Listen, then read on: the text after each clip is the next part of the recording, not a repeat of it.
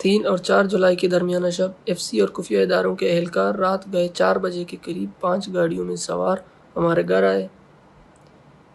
اہلکار گھر کی 4 دیوالی پلانگ کر اندر آئے۔ انہوں نے پورے گھر کی تلاشی لی۔ گھر کی تلاشی لینے کے بعد وہ سالم کو زبردستی اپنے ساتھ لے گئے۔ سالم بلوچ ایک طالب علم ہے اور پچھلے سال پنجاب یونیورسٹی سے جب مجھے اٹھایا گیا تھا تو اس وقت سالم پنجاب یونیورسٹی میں ایم اے ہسٹری کی پڑھائی کر رہا تھا۔ اس واقعہ سے نہ صرف میری پڑھائی متاثر ہوئی بلکہ اس کے بعد سالم کو بھی اپنی پڑھائی چھوڑنی پڑی۔ آج کل سالم گھر کی ذمہ داری سنبھال رہا تھا اور پارٹ ٹائم کام کرتا تھا۔ چونکہ سالم بلوچ ایک پرامن شہری ہے، ہمارا مطالبہ ہے کہ اسے رہا کیا جائے۔ اگر اس نے کوئی گناہ کیا ہے تو اسے عدالتوں میں پیش کیا جائے۔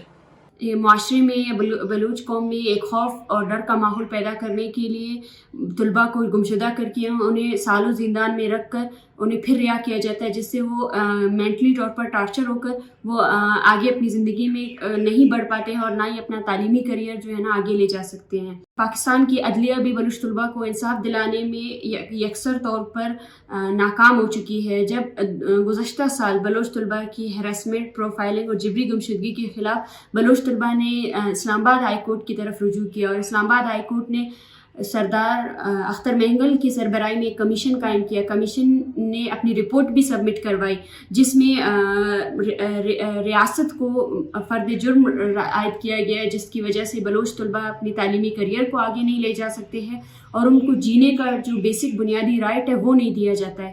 لیکن اس کے بعد بھی ہم دیکھ رہے ہیں کہ بلوچ طلباء متواتر طور پر بلوچستان کے کسی بھی حصے میں ان کو جبری گمشدگی کا نشانہ بنایا جاتا ہے، اور ساتھ ساتھ اب پورے پنجاب اور پاکستان کی کوئی بھی یونیورسٹی بلوچ طلباء کے لیے غیر محفوظ بن چکی ہے۔